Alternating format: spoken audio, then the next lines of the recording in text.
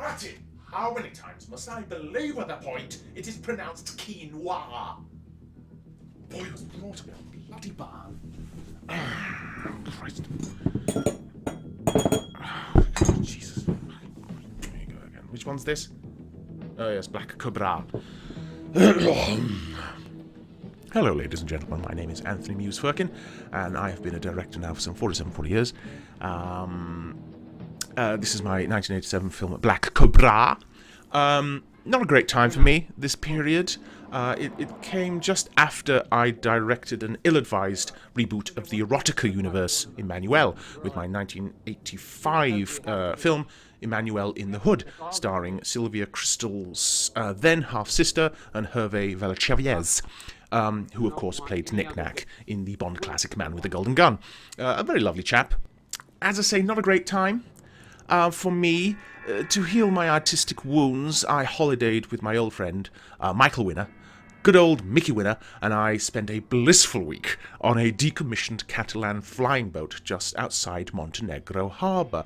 And it was during those long evenings sipping creme de cacao that he told me about the trials and tribulations of his Death Wish series, starring, of course, Charles Aznavour. And it really, it was about that time that the Black Cobra was inseminated into my directorial womb, if you will. Indeed, after a long lunch, we hashed out the script, and I really do think that shows in the final product. This is the first scene with Fred, good old Fred, the Hammer Williamson, or Fred, the Ebony Anvil Williamson, as I called him on set. Wonderful, lovely man. He was an obvious choice for Black Cobra. He really brought that world-weary, I've seen it all, and I've done it all, and I've made the t-shirt, and I've written the book on t-shirts kind of attitude that this tough, no-nonsense cop needed. Fred did actually have lines there, but instead he chose silence. Later he confessed he didn't speak as he had a troublesome mouth ulcer from a particularly tough piece of beef jerky, but I think it works for the scene. Yes, and actually, our main villain. Throughout the film, he is given no name, but some wags on set decided to refer to him as a disappointing Terminator, which the actor, whose name eludes me, did not take well to. Yes, he's not as muscular as we had hoped, and indeed, he didn't speak much English. We got the bikes here on loan from Kimchi Motorsport. The company had only been around for a few months, I think, upon filming, and they were very keen to get any kind of publicity for their machines. Sadly, Kimchi went into administration sometime during production. I believe they had made some unwise investments in bear baiting, so we were able to sell the bikes after the scenes had wrapped, effectively doubling our budget, actually. Yes, my fourth wife, Amanda. Yes, there was some nasty talk during pre-production that I'd hired her simply because we were, at the time, stepping out. Not true at all. She had, for me, a screen presence that simply leapt off the screen. No one can make slowly griddling steak more intriguing, and I'm on record as saying so. Amanda. We had to dub her, sadly. Her voice was akin to a muffled klaxon screaming hate crimes into a bucket of slurry. But, as I say, screen presence. Here we're building the tension, of course, the heinous bikers, the lovely couple. Yes, enjoying the age-old tradition of windsurfing and steak. It's a classic technique. I believe Peckinpah employed a similar method in Straw Dogs. Amanda. Why did you have to sleep with my mother? Now, here I want to do something new, as is oft my cause. Something new, something unconventional.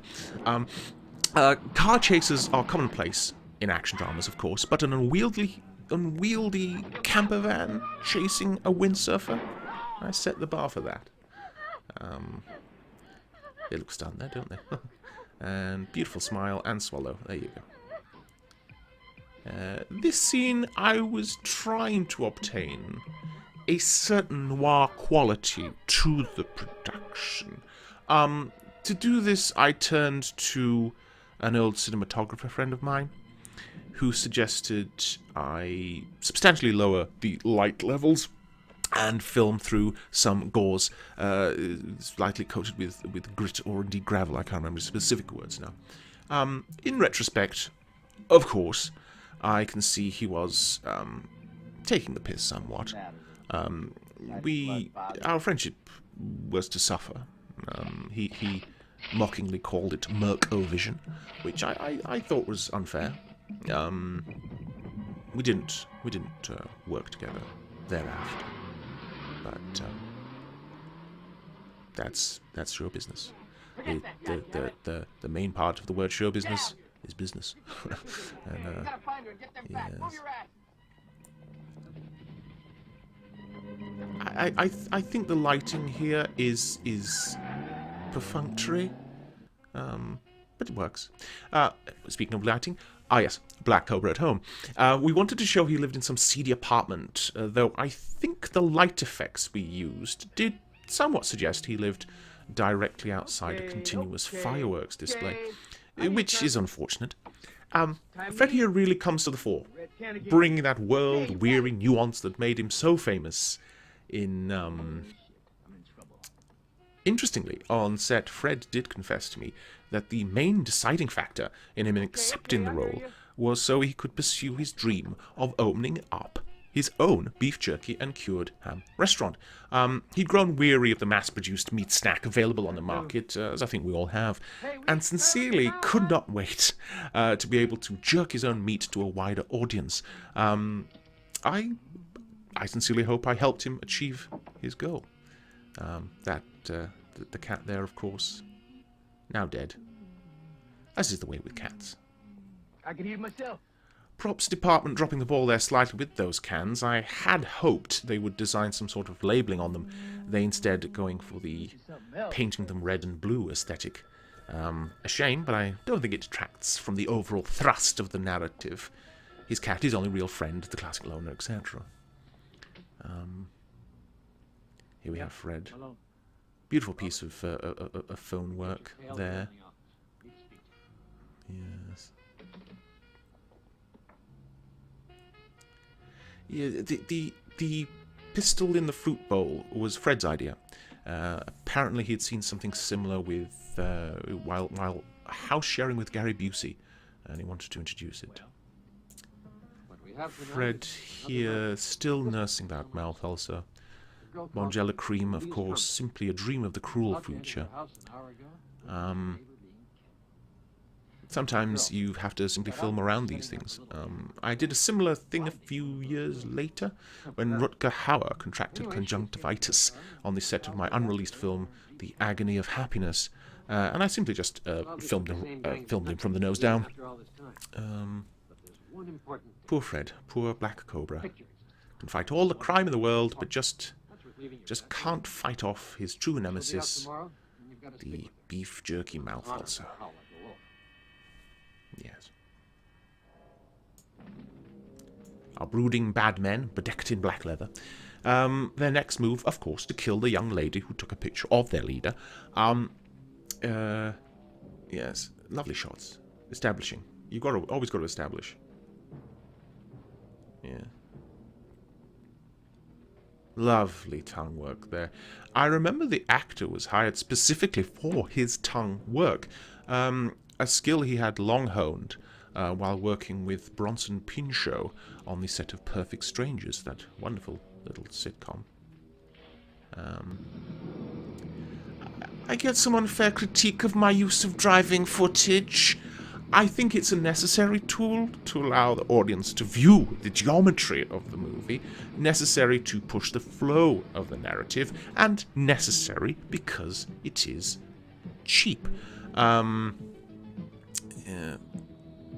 Fred, I remember while filming this, Fred got genuinely lost. We had a little laugh about that while filming. Fred was not so impressed. I believe he threatened myself and the DP with a tire iron at one point, but that was Fred. And I think it was the mouth ulcer talking, really. Yes. Our friend, he was hit by a car. Our bad-minded men at the hospital, creepy as ever. beautiful, beautiful time work. This scene is very important to the story. A linchpin, a cornerstone. The first meeting of our baddie bastards and Black Cobra. Tension is to rise. The music here is dripping with a visceral foreboding. I'll admit a certain haziness for this scene. I believe it was around this time that the night terrors were a regular part of my life. So I'd possibly not slept very well. I was likely also off my trousers on ketamine. Yes. The baddie's plan here, not exactly subtle by any stretch of the imagination. But it has an impact, literally and figuratively, within the narrative. Fred very much wanted to do his own stunts, even ones not in the script, or indeed stunts that made little to no sense. Why does he throw himself on the floor? Only Black Cobra knows. You know, a role there for a reason. So, you know, we had some wonderful squib work. We had a wonderful squib artist. Tension there, the heartbeat. Oh, now what's this? A hospital bed? Fred would say a lot on set how he felt Black Cobra was a man of action, a man who uses props, no matter how pointlessly. And I respected that, especially as Fred still had the tire iron in his hand. A lot of the time he said such things. You don't argue with the ebony anvil. Yes. Fred was always thinking, always looking for an opportunity to shine. Indeed, not only was he pursuing his desire to jerk his own meat in a restaurant environ, he had at the time a line of sweaters and cardigans. He was very keen to publicize. His jumper in this scene, we get a little close there. I believe the range was called Ghetto Casual, and it was something he was very keen to get as much screen time as possible for. Ghetto Casual coming to the fore in this scene, certainly. Now we have the full jumper, 100% jumper. I didn't mind. Fred supplying his own clothing saved some money for the budget and added a little sophistication to our grizzled cop figure. I did have to veto a few choices down the road, though. His insistence that he wear a flannel two-piece and velveteen top hat during the love scene was a couture bridge too far for me, and spats were never going to sell, Fred. Never. Lovely jumper money shot there. Perhaps the first in cinematic history. I do hope so. Just delicious. You want to grip it and take a bite. I've not spoken to Fred in quite some time, but I believe his range of clothing is still available, possibly via eBay. I believe Fred himself sells them at conventions, whether people want him to or not. Again, who are you going to argue with? You know, you're not going to argue with Fred. You'll buy his jumper and you'll damn well like it. Yeah. The police sergeant and the girl gotta be killed. Some heavy sunglass work for our protagonist here. Again, a noir essence I wanted to sprinkle within the movie's dynamic. Very John Huston. Very Saturday Night Live meets Olympia Dukakis. Establishing Black Cobra watches her sleep. Delightful. Here we have something from the late stages in the shoot. We'd hit a slight snag with the budget when I unwisely demanded a fully animatronic 16-foot tall gorilla for Fred to fight in the film's finale. It wasn't in the script, no, but in my defense, I was heroically high on ketamine at the time, so mistakes were bound to be made. Subsequently, we were forced to film at the caterer's sister's house, I believe. A wonderful woman, game old girl, late 50s, late 60s, I can't remember now. She made absolutely delightful churros. But could not make a cup of tea to save her life. And as an Englishman, I need that. Building tension here. Love it. To this day, it still gives me shivers up and down my taint. Ooh. You can feel it, can't you? You can feel it. I'm very proud of this scene. I like to believe this scene and many other scenes within the film and my other work, my other catalogue. It really has a very compelling argument for better gun control, and I think I was a pioneer in such messages. Now, fight choreography, all Fred. Such an ideas man. What it lacks in energy, it more than makes up for in depth of character. And, well, as you'll see, bowling pins. Which, of course, we all have scattered around our living rooms. Yes, it was probably around this time of my life that the ketamine was really starting to infiltrate into my work. I'm not proud of it, but I don't shirk from it either. I recall a particularly dark episode where at the 1986 BAFTAs, I tried to milk Angela Lansbury during pre-dinner drinks.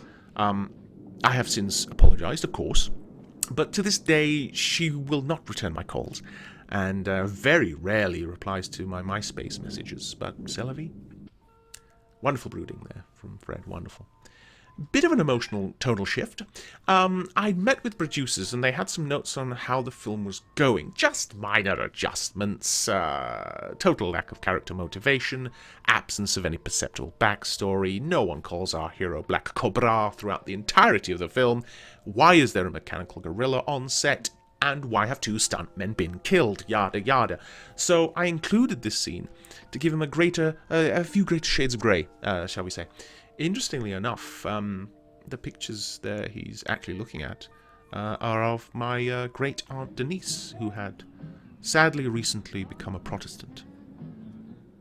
Some wonderful head dancing here from the young actress, whose name escapes me.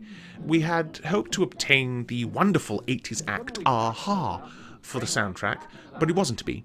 Their management had flown the band out to meet with myself and the financiers, I think it was in the summer, but the frontman, Morton something or other, was demanding we put him actually in the film as some form of gauche pirate, which just did not fit with the script at all. So in the end, we settled with a delightful young lady from Belgium, who was making quite the wave in the new style disco ska genre. Can't recall much of her music, but I do believe its pivotal themes were love in the disco or disco loving. I heard rumours some years later that she had gone on to become the Secretary of State for Overseas Development, so everything is connected. The stuntman there, when he landed on the top of the car, dislocated his pelvis in the fall. We kept it in the movie. I liked the thud he made, and we managed to Foley out the subsequent screaming. And now we edge towards the climax. The cinematic vinegar strokes, if I dare, and I dare. Our hero is to meet with the nasty bandits to free our damsel in distress. As you can imagine, this was a long time to set this finale shot. We again utilized the ground around the abandoned warehouse. Long days, very long days. I think it was something like 5 days shoot for this. I'll confess, we didn't have quite the budget for the stunt team we had needed. Indeed, we ended up recruiting a few members of the local homeless community to fill in a few roles, as you can perhaps make out. They were delightful chaps, though. It really was delightful. Willing to fall from buildings and be blown up, all for the payment of a hot meal, a bed for the night, and 7% of the film's profits, plus a 3% turnback on residuals in foreign market distribution. So simple, people. And how could I refuse? I mean, the film wasn't going to make a profit anyway. We were 23k in the hole after the gorilla debacle, so there you go. Beautiful lingering shot there.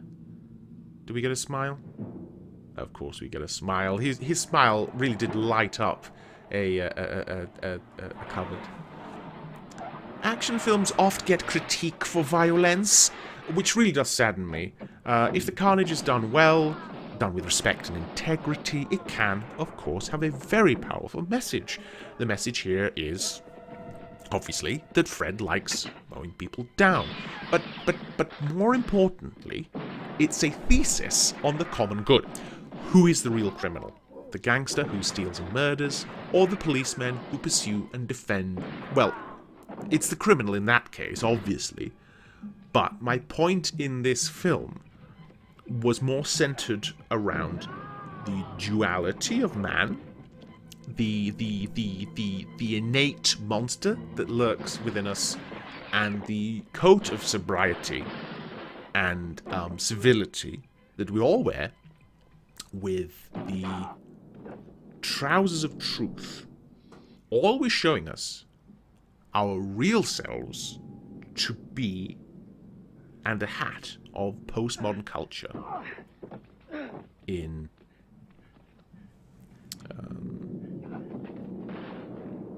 wonderful action work there from Fred. Absolutely wonderful. We had in mind here a sort of Mexican standoff between the main villain and our hero, but we were losing light and decisions had to be made. Plus, the mouth ulcer was really making itself known to Fred, so he's very keen to wrap up as soon as, ASAP. I'm reminded of the famous scene in Raiders of the Lost Ark, where Harrison Ford simply shoots the swordsman rather than having an almighty duel. Except, of course, instead of nearly shitting himself, Fred simply had rather sore gums. Truth really is sometimes stranger than fiction. Yes. Lovely. Oh, a pseudo silhouette, ersatz silhouette. I don't mind. And that bad bastard isn't going to get away.